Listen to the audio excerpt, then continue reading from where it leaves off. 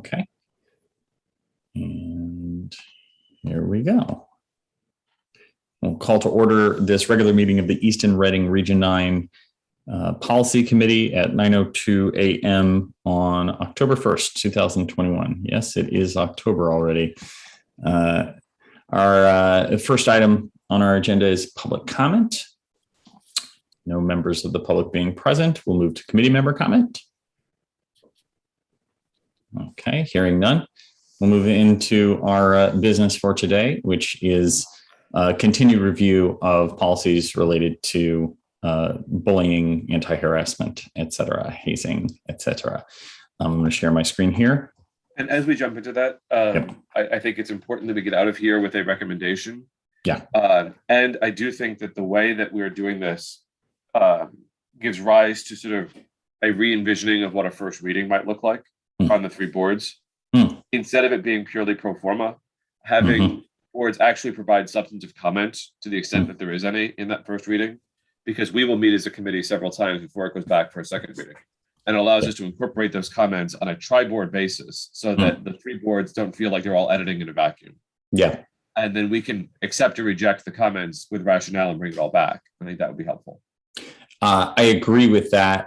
What I'm not sure about is the degree to which inside of one of our regular meetings, we're going to read through the details, or if it's more realistic to sort of prepare a document that will be a summary. Does that make sense? There's an expectation setting with respect to, you're going to get the board packet in advance. The expectation is not to read the policy for the first time at the board table, but to read it before. I like that too. We definitely should try that, but I think we maybe, in order to focus comments and help remind people, I think we need a summary, that we pull together from this. So maybe we can just sort of highlight, and it's probably the sections that I've gone through and sort of highlighted in sort of larger text or bold text and talked about. And maybe we should, as a part of our work today, we should be flagging things that we think, hey, this is a topic that should be brought for sort of specific attention. Yeah. Okay, good. So the last time we met, we were specifically talking about, sort of the definition of bullying behavior as it relates to outside, the things that happen outside of school, and the language inside of the policy that talks about it's still in bounds for this to be considered bullying behavior, because it may, or when it affects sort of the student's ability to learn, essentially. So let me get to that section. And we also consolidated this doc, so all the page numbering is now on I think it's an 8-page basis, which is much better. But now throwing me for the page numbers that I had in my brain before. Bear with me. Let's do this.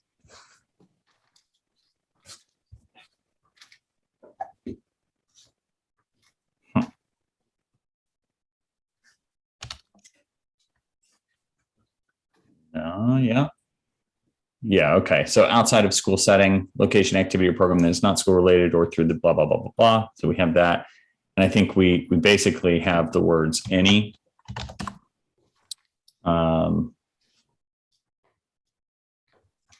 And I think it's right here.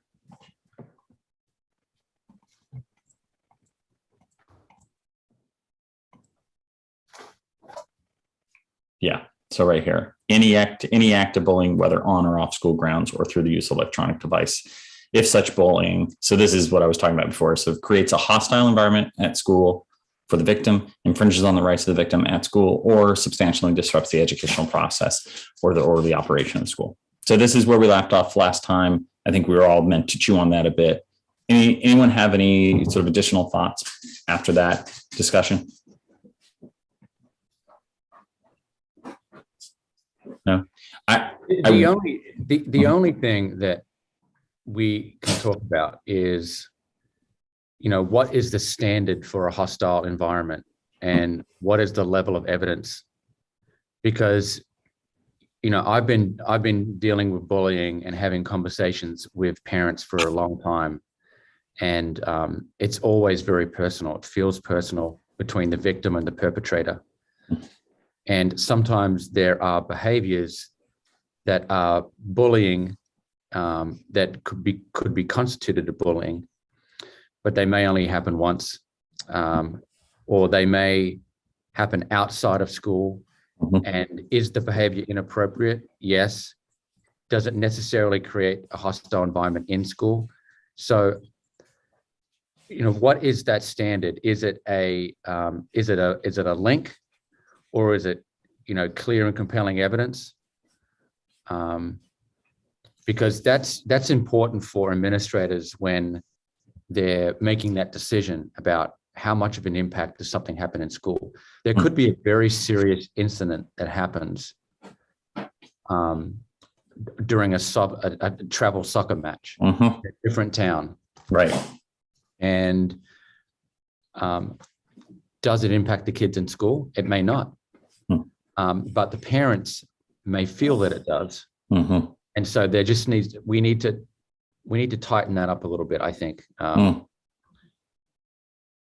Yeah, and I think there's something interesting there as it relates to sort of the change in the standards recently, which in the past articulated a need for there to be some sort of repeated behavior, and that's been stricken, right?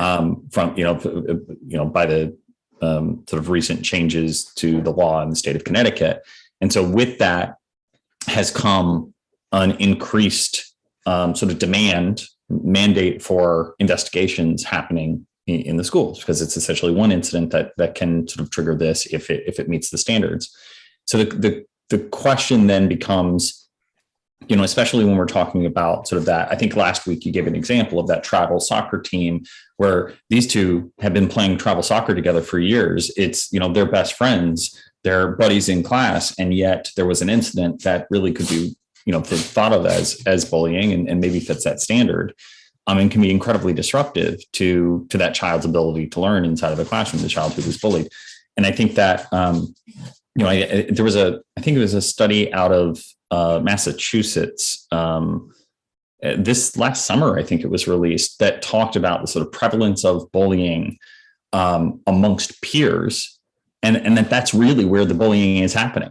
That it's not, in fact, amongst strangers, but the majority of bullying is happening amongst friends, especially in that sort of middle-aged, middle school age group and the sort of high school age group, as sort of students are jostling for, that sort of positioning, popularity stuff. So like all of that is super complex and is a tremendous ask for our administrators to negotiate. So I agree with you. I think we have to be very specific. It looks like Chris is meeting that. Yeah. Well, so there's a definition further up the policy of hostile environment, and that's why I just copied the comment there. Yep. Okay. Right. So the new legislation also applies more of a harassment standard to the bullying policy. So if you look at the new wording, actually an act that is direct or indirect and severe, persistent, or pervasive. So that's fairly significant. So I think that we could be more clear, and certainly in our work with our leadership team to be clear that there's a connection here to the harassment policy as well. And so as they're investigating, they're looking at whether it rises to that standard, in which case it would be more of a harassment situation.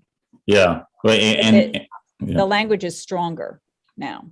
Yeah, that right. And I mean, the word "or" doesn't mean the same thing as the word "and," right? So, right, if we're talking about persistent and pervasive, that's different than persistent or pervasive.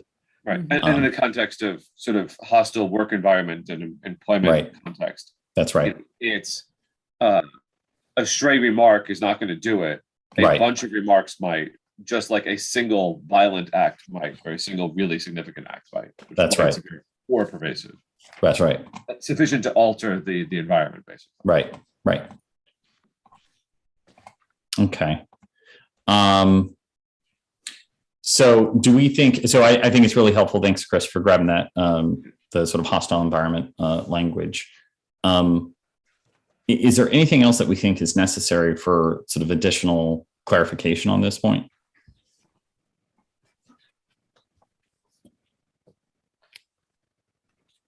I'm trying to think about how to incorporate Dr. McKinnon's concern about sort of the breadth of the language and how you set an expectation as to how this standard is going to ultimately be applied. Right. Because, well, folks who deal with the phrase hostile environment in a legal context on a daily basis have a very particularized understanding of what it means.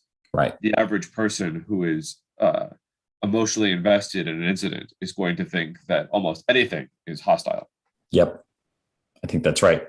Well, and sort of remedies that are put in place and sort of whether or not those remedies, sort of fit the sort of the sense of sort of, I don't know if it's retribution or if it's, sort of sense of justice or whatever. And it's like that's not for them to determine.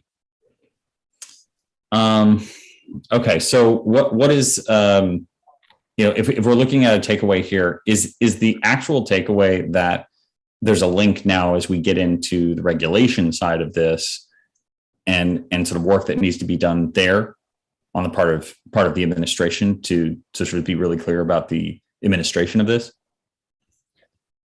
I think so. I think this might be where we solve that equation. Mm-hmm. Yeah. On the regulation side. Yep. Okay. Good. I think we're good. All right. Very good. All right. So we were moving up. So all of this, sort of I applied the changes that we had been making. So we're moving up from here. And this, we were actually sort of at the bottom of the examples of bullying behavior include, but are not limited to. So just going up, and this would be the language that we advance to the boards for their consideration. And I'll give everyone just a moment to review again. I think we talked about this last time though, but the fact that there's a mix here of full sentences. Yeah. And can we clean that up? We can, but it's like one of the principles, I agree, and we need to figure out a way, our billing structure for billing CABE back for the work that we're doing if we send this to them. But like one of our principles is to try, unless there's a sort of really important need to sort of change it for meaning, we're trying to leave the CABE language as much as possible so that when they make updates, we don't have to do a full scale review. It's just the parts that are different. Understood. But I'm with you. I'm also troubled by this. I'm like, those should be bullets and sub bullets, but okay. The English language weeps for some of these policies. Yeah. And for me, it's not that I'm, an expert in that space, but just the look of it, my eye says that's not right. Okay. Anything else before we move up to the next section? We're almost there. We're coming into page 2 and 1. I'm. Mm-hmm. It's off topic.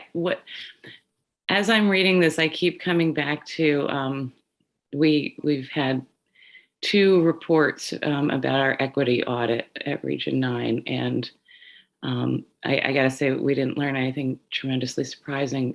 But the first report we had several months ago included a statistic that at Barlow, boys are 2.5 times as likely to be suspended or otherwise severely disciplined than girls. Mm-hmm. And I had a brief chat with Tom about it, and he said, well, girls tend to resolve things themselves. And I'm like, see, I've been a teenage girl and I've interacted with teenage girls.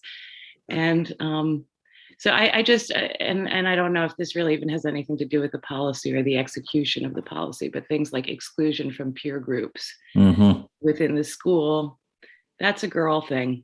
And I just hope that some of that stuff is going to get addressed a little. Boys are bigger and louder and not as possibly discreet about what they do. But anyway, it's neither here nor there.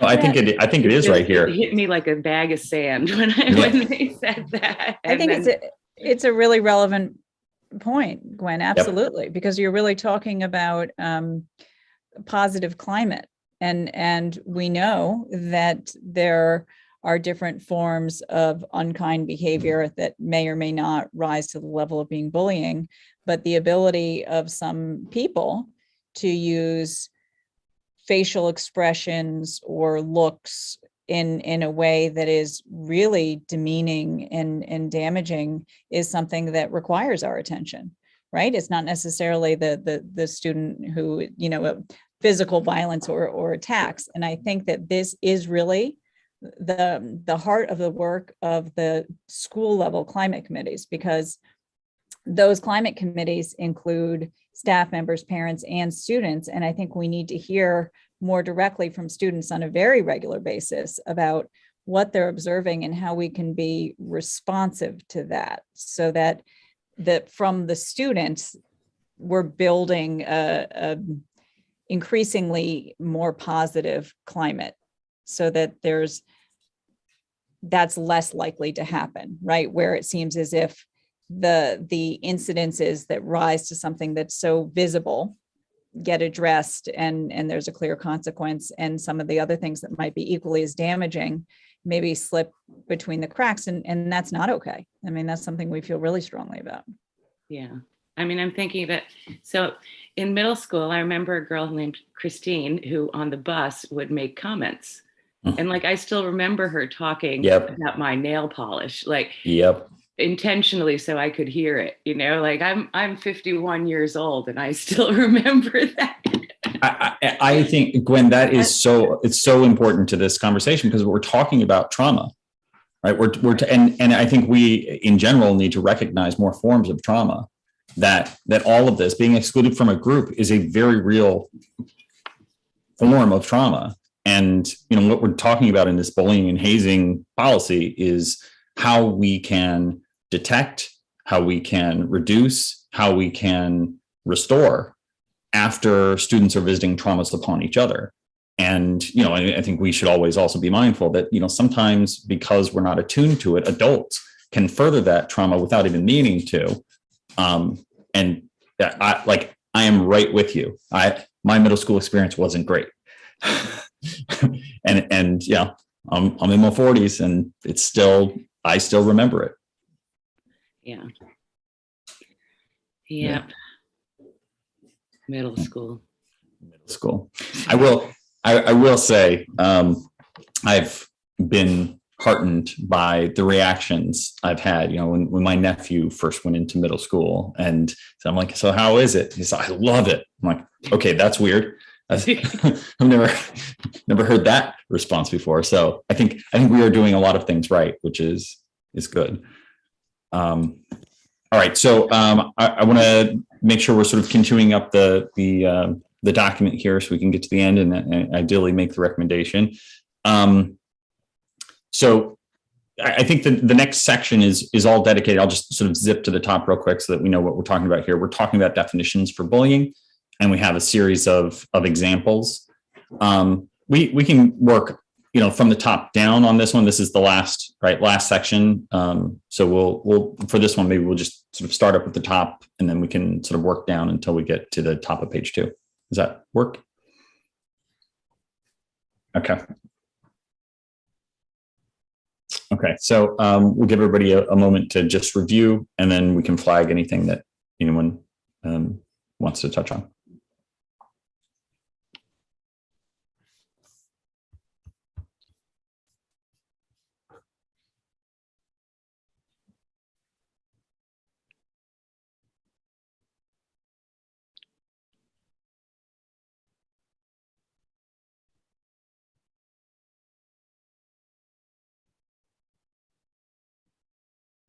I think most of these definitions are right out of the statute. Mm-hmm. I would be in favor of bringing the definition of electronic communication closer to at least the 1990s. But Transfer of signs, signals, writing, images, sounds, data, or intelligence. Is that about baseball? Yikes! Yes. Like about This the is- Astros? The real thrust of this is don't steal signs from baseball. Yeah. Banging of trash can lids. That's not Yeah. electronic. That's purely analog. Yeah. Photo optical systems. Photoelectronic. What does that mean? It doesn't even use the word internet. Yeah. Do we? By a know- wire? Don't forget ham radio. It's bizarre whatever's going on in that definition. Yeah, we have a little bit of this. You see, I wouldn't look like I would think mobile electronic device and electronic communication. It's all one thing. I would collapse those two. Yeah, it's whether it's mobile or not is irrelevant. The point should be that we're capturing that this can include social media, various social media platforms or direct messaging. Be sure we're mentioning the paging devices though, because we know Right. that that's a concern. So many of our doctor students. Fax machines. Right. And I think what might be more meaningful is to just say, look, it's any kind of electronic communication could be, the channel through which you're sort of doing this behavior. Yeah. This definition is straight out of 10-222D. Yeah.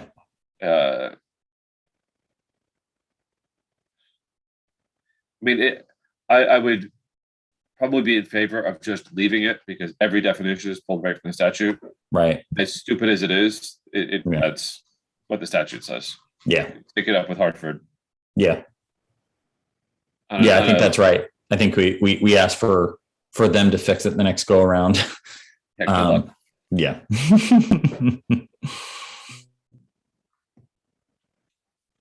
But I mean, Right. because all these definitions are straight copy paste from section A of 222D, I would just leave them. Yeah, I think that's right. And because I don't want to create a conflicting definition to the statute. Right.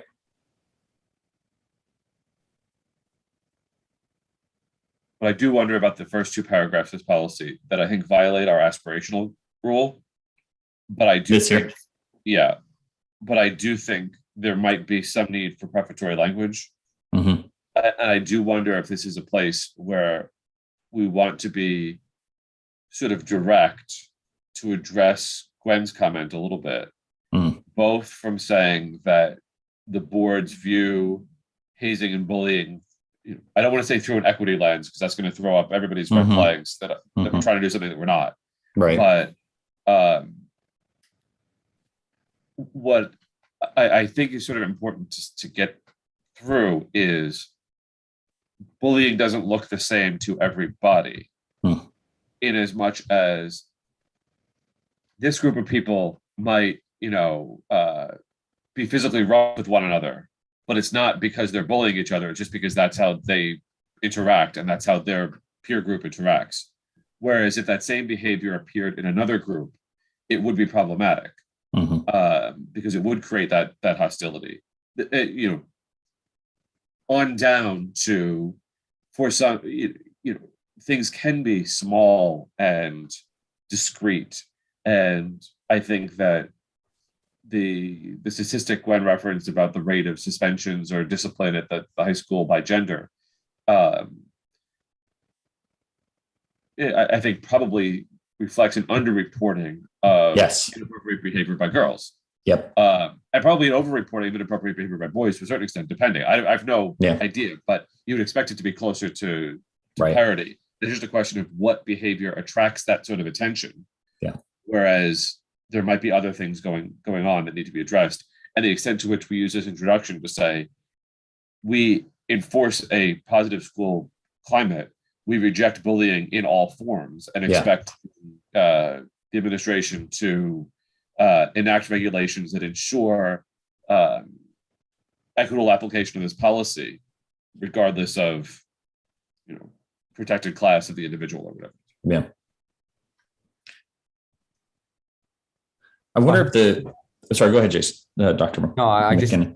I just think that you're saying that, the Board of Education strictly prohibits bullying in all forms against all students.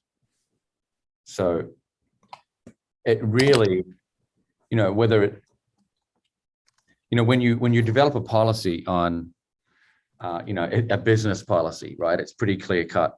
You're essentially saying that we need to go out to bid, or we need to, when we transfer money from one account to another account, it's $5,000 or it's $10,000. There are these clear criteria. When it comes to social science and the idea of social emotional learning and even teaching and learning and bullying, it is harder to put these concepts into words. But I think you do want to say that bullying is strictly prohibits. We strictly prohibit bullying in all forms. And then maybe try to capture what Gwen and Chris were just saying about how it's important to recognize that bullying does not look the same with all groups of students. So, you could say, if you asked me 5 years ago, should education be colorblind? I would say absolutely, education should be colorblind because we need to treat all kids the same. But now we know that we actually don't need to treat all kids the same. That there are certain students that are more vulnerable than others. And that's why they started to put in language around protected classes. So we do need to pay closer attention to certain groups of students because they're more vulnerable. And you could say we need to treat all students the same in that we assess their vulnerability and make sure that we understand the places in which we have students who are more vulnerable to bullying or sort of facing trauma of some kind. Yeah. And so that's a way of us saying, hey, we are treating all students the same. But when certain students show up to the school, they may be in a class that makes them more vulnerable to this, and therefore that triggers us to pay special attention to the circumstances that may surround them, right, and make sure that we're paying attention to that thing. And up to and including when somebody says, "Hey, I need help," that also, regardless of class, right? Yeah. It really is how our safe school climate teams implement this policy that matters the most, and how leaders and administrators really understand the policy and the impact of this type of trauma has on learning. Yeah, and how they really need to take it seriously. Right. It's hard to capture in policy language. Yeah. The type of things that happen in regulations and in schools, in climate teams, when we look at data, when a principal interviews a student and then really takes the time to understand the impact on a student's life, that's what matters the most. That's right. And especially its impact on learning, because it is, I think we've probably all heard that, it's impossible to learn from someone you don't trust. And if the institution has established a relationship that is, you can't trust us to keep you safe, you can't trust us to sort of do the right thing for you, well, then good luck getting that student to engage. Right. Something like the Board of Education prohibits bullying in all forms, and across, and for all students. I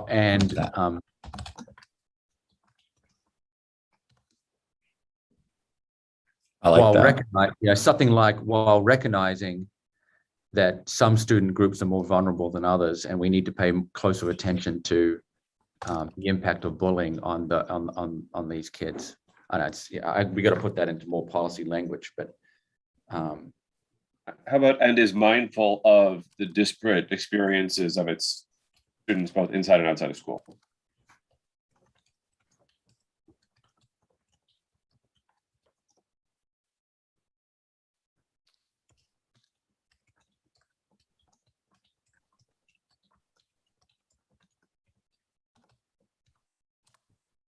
I'm trying to succinctly say everybody brings their own sort Right. of, baggage is its own loaded word, but their own experience to bear every single day, and that's going to impact the way in which they interact with the world.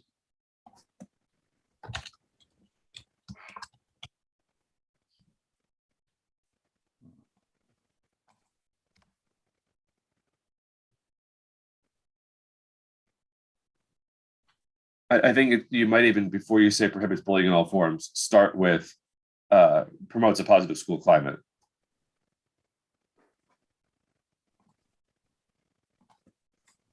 Promotes a positive school climate and prohibits bullying in all forms.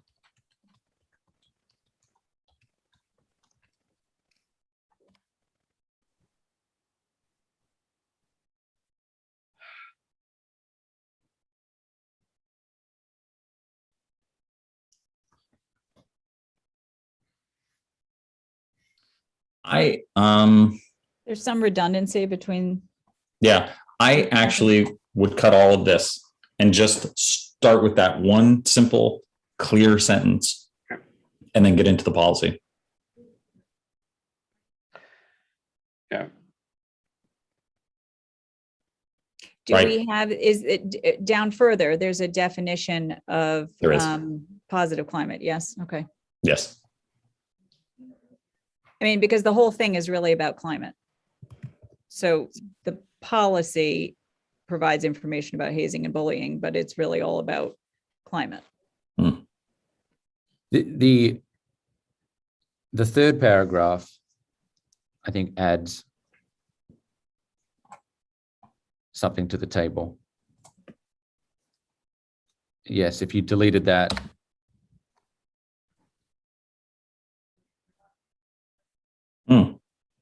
Yeah. Yeah, I like that.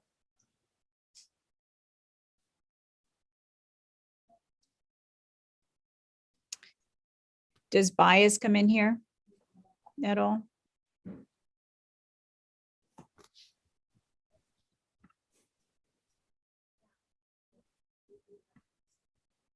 What about?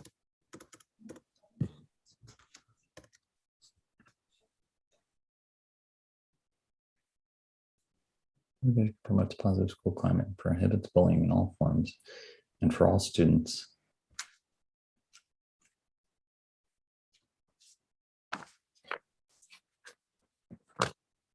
The positive school climate and prohibits bullying in all forms for all students whereby.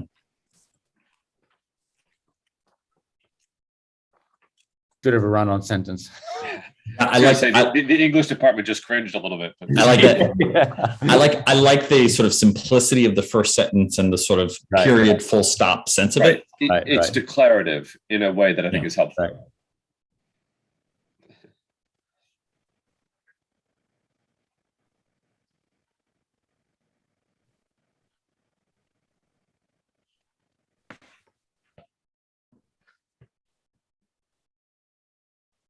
Oh, well, we could even do that.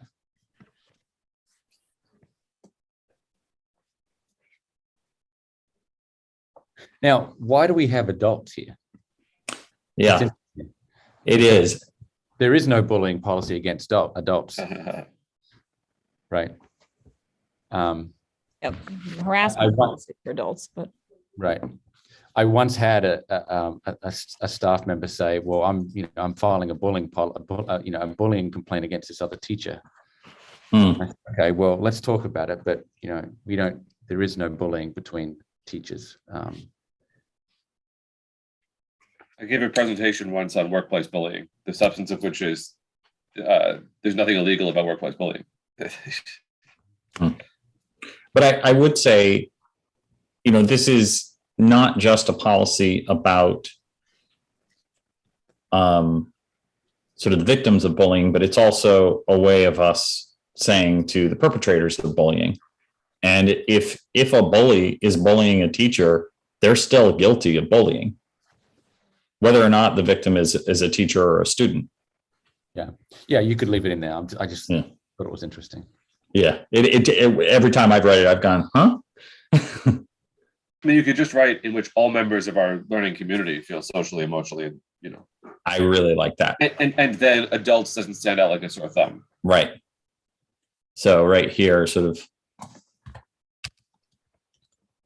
So in the broader discussion, as I'm looking through my piles of printouts of policies, it might make sense for us as we post these, in addition to posting them in the regular place, we've talked about this before, having that sort of the general climate area, which would contain this policy. And then also we have a policy on hate crimes and bias. Mhm. We have a Title IX policy. Yep. And then we have a Yep. gender identity and expression Right. policy. It should all be collected somewhere or cross-referenced. And it would be helpful to have it in Yep. in the same place, Yep. so that people can find the information, because if I'm looking at the coding, you'd really have to do a lot of digging to find each one. I agree with that. And I think in the sort of under the heading of reorganizing the way our sort of website is laid out and sort of all that stuff, I would say this is a headline. This is a marquee item, right? Policy is a marquee item unto itself, but this specifically is something that deserves its own space, that collection of policies you just articulated. Yes. So that we're crystal clear about that, how much of a priority it is for us. Have you recently revised your Title IX policy? We have. And sexual harassment policy? We did. And how long ago was that? Within the last 6 months, I think. Yes. So it uses the most current Right. legislation, but probably Right. will be changed again in the next couple of years. Yeah. So that it's sort of what from the previous presidential administration, sort of the guidance of the appropriate interpretation of Title IX. And so if we get new guidance, it's possible we'll have to update it again. Right. Yeah. The Title IX policy was so comprehensive and different in the ways in which you investigated a violation. Yeah. That we strictly stuck to Shipman's policy on Title IX, and then immediately brought them in to train all the administrators in how you investigate it and who does what role within. Yes. Okay. Right. We did the same. We did the same. So all of our coordinators participated in webinar training, at least one, but in most cases two. And then we brought the attorneys in to do a personalized ER9 professional development session for everyone who might have a role in a Title IX investigation. Okay, that's great. Okay, so that I think wraps our review here. I think we would look for a motion to advance this policy to our respective boards for a first reading. Is there a number associated with this, John? There is. It is on the agenda. I think it's actually, you know what? I think it's at the bottom here. 5131 911. Yeah, bear with me. 911 is an awfully weird suffix for this policy. Yeah. Bear with me one moment. And it was different for Region 9. So. Right. Because they're special. Of course it was. Yeah, and I'm not sure if we need to sort of ask that sort of make a motion that be changed, or that Region 9. I was just looking for a number for simplicity of reference in the motion, so that it all sort of be back in the minutes appropriately. Yep. So bear with me one moment.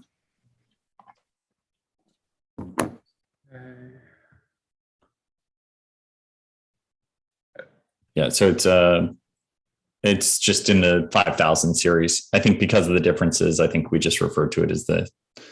Okay, then I would make a motion that the policy committee recommends to each of the three boards the adoption of the hazing and bullying policy.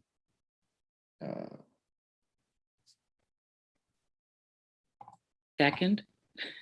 I guess that's the end of the motion. I don't know where it goes from there. Yeah. Yeah. Good. Any discussion? Very good. We'll do roll call vote. Chris? Aye. Thank you. Gwen? Yes.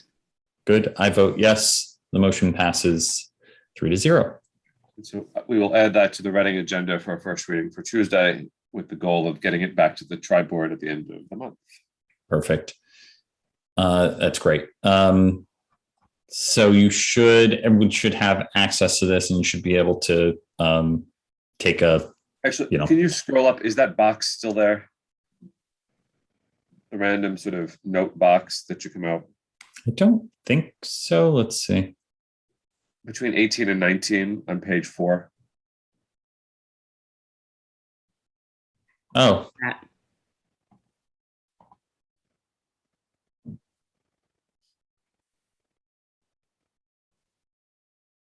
I always view those as drafting notes that.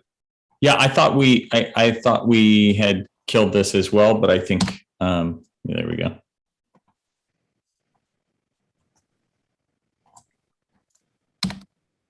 There we go.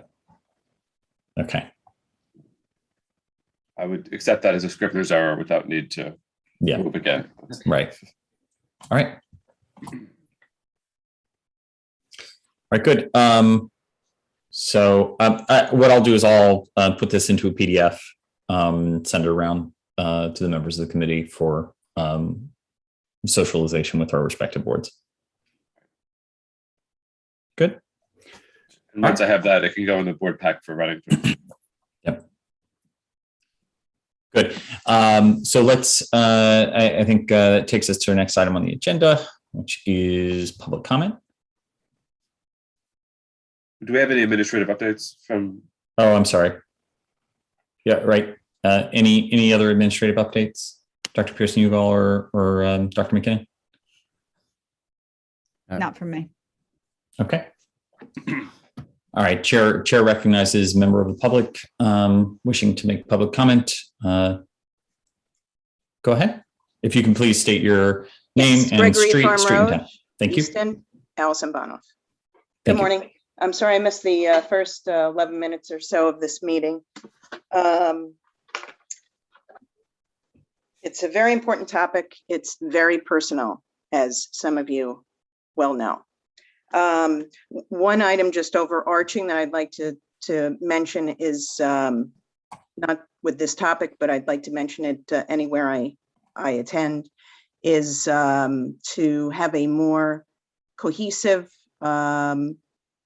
way of joining meetings. I think that the Zoom includes the public when work schedules, etc., are changing now. So I'd just like to advocate for Zoom to be an option for all school or let's say Board of Ed meetings. I know that some are only YouTube Live and then you have to come in person to give comments. And I just think that we don't get the public involvement that we should or that we need. Now, onto this topic. I think that it looks great in writing. I think where we have fallen short is definitely actually in live circumstances. I think that there are opportunities within the school district, definitely within training of those that are at the schools that are on these committees for climate committees. You definitely don't have the training that you think you do in reality. If anybody would like to reach out to me, I can give you all the details. I think Mr. Stinson has them all. I have volunteered to be on the school climate advisory parent group for Helen Keller because this is very important to me. This is very personal. And one of the things I'm going to ask that committee when we meet is actually how all of this is connected. We have all of these different policies, but how do they all connect? And how can we actually make strides, movement, positive changes? We've heard from tons of Barlow kids on Board of Ed meetings last year about what went on through their entire school career here in Easton, in Reading. we have issues. So that's what I really want to say. And also, Dr. Ugel talked about this a little bit also, and Ms. Denny there talked about this. You know, this is a lasting effect on people. I can remember instances throughout my life. And also, we have to understand that some of these things are delayed. Okay, we have this big Me Too going on. And that's what my personal situation here with my child was about. And there were very things there that weren't addressed. And the other thing is, you know, we have to have a really honest conversation of how we want to make positive change. And, you know, it's personal people, it's private matters, it's names, etc. with students that I understand cannot be public. But school administrators we have to really think about this. You know, privately, do they know, you know, this group of kids continuously does this? Can we name them? You know, we really have to look at this in other ways that may not feel the right way in today's world, where, you know, everything's private and anything we say could go either way and all this stuff. But if you do it the right way, you can make a really positive effect. Because I don't think out of the 308 kids or so that are at Helen Keller, that we have 50% of them doing this kind of stuff on a daily basis.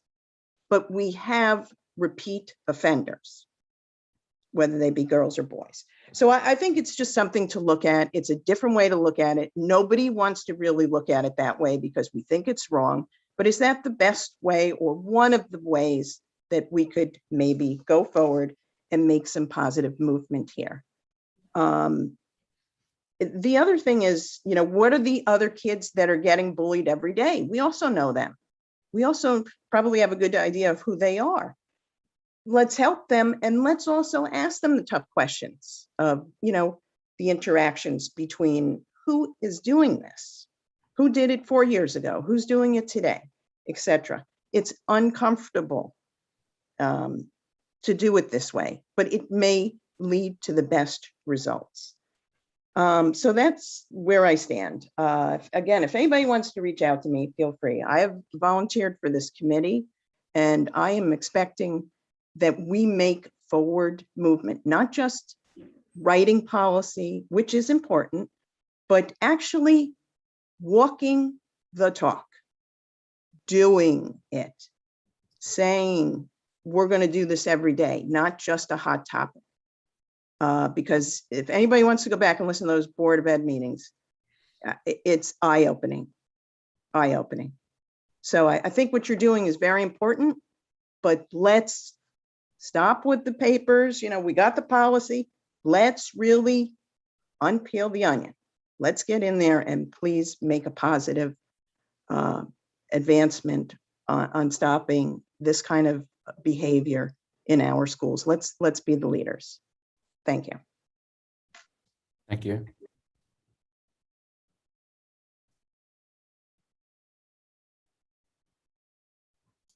You're muted, John. Seeing no additional members of the public present, any committee member comment?